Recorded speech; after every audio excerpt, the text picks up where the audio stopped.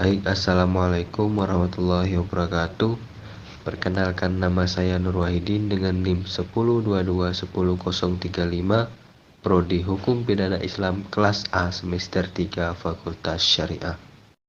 Pada kesempatan ini saya ingin memaparkan kembali sedikit dari materi saya, yaitu perjanjian syariah, guna untuk memenuhi tugas ujian tengah semester pada mata kuliah Hukum Ekonomi Syariah, yang mana mata kuliah ini diampu oleh Bapak Jalaluddin F.A.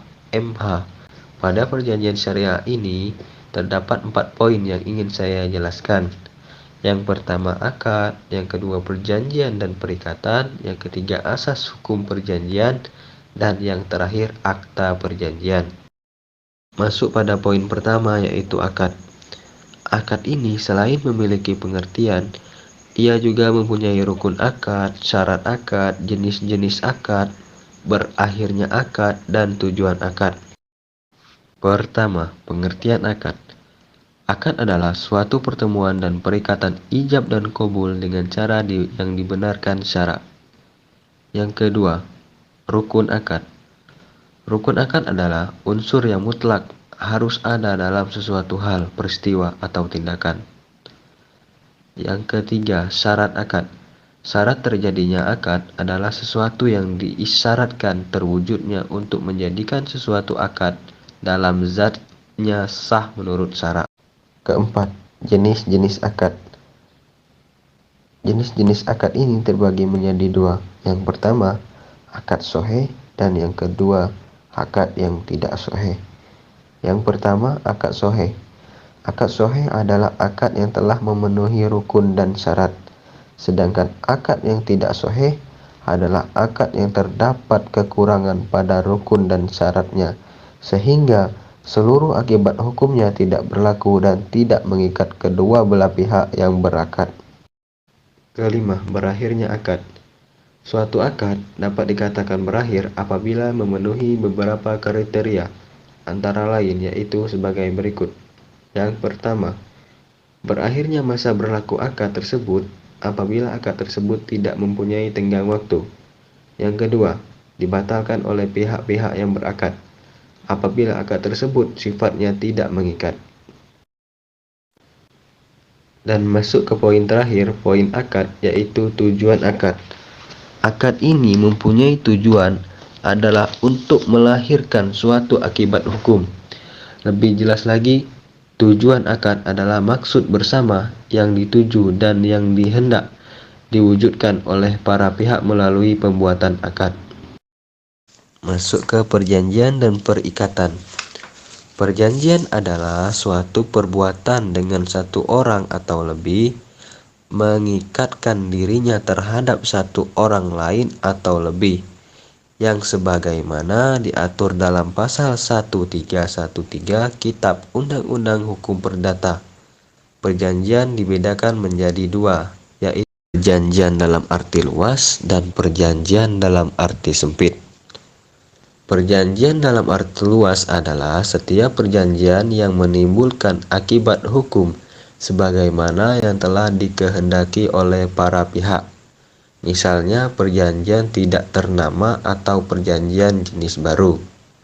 Baik, langsung saja masuk ke perjanjian dalam arti sempit adalah hukum dalam lapangan harta kekayaan seperti yang dimaksud dalam buku 3 Kitab Undang-Undang Hukum Perdata. Misalnya perjanjian bernama termasuk perjanjian bernama antara jual beli, sewa menyewa, tukar menukar, dan lain sebagainya. Sedangkan perikatan adalah perjanjian yang memiliki hubungan hukum antara dua orang atau dua belah pihak berdasarkan mana pihak yang satu berhak menuntut sesuatu hal dari pihak lain dan pihak lain berkewajiban memenuhi tuntutan itu. Perikatan ini memiliki banyak macam, diantaranya 6. Yang pertama, perikatan bersyarat. Yang kedua, perikatan dengan ketetapan waktu. Yang ketiga, perikatan muna. Yang keempat, perikatan tanggung-menanggung atau solider. Yang kelima, perikatan yang dapat dibagi dan yang tak dapat dibagi. Dan yang terakhir, perikatan dengan ancaman hukuman. Masuk lagi ke poin ketiga tentang asas hukum perjanjian. Dari banyaknya asas dalam KUH Perdata, sekurang-kurangnya terdapat 4 asas yang fundamental, yaitu asas konsensualisme, asas kebebasan berkontrak, asas mengikat sebagai undang-undang, dan asas kepribadian. Nah, itu tadi mengenai poin ketiga tentang asas hukum perjanjian. Masuk ke poin terakhir tentang akta perjanjian. Akta perjanjian merupakan akta yang dikehendaki oleh semua pihak. Akta itu ada yang tercantum dalam KUH Perdata dan ada yang tidak tercantum dalam KUH Perdata. Akta perjanjian tersebut dibuat dalam bentuk notaris. Sementara itu, yang berwenang membuat akta perjanjian tersebut hanyalah notaris. Berdasarkan pembahasan di atas, maka dapat ditarik kesimpulan, perjanjian merupakan salah satu cara untuk memperoleh sesuatu yang banyak digunakan dalam kehidupan sehari-hari, khususnya dalam melakukan kegiatan ekonomi. Perjanjian ini harus dibuat oleh kedua belah pihak yang bertransaksi dan perjanjian inilah yang menentukannya sah atau tidak suatu transaksi.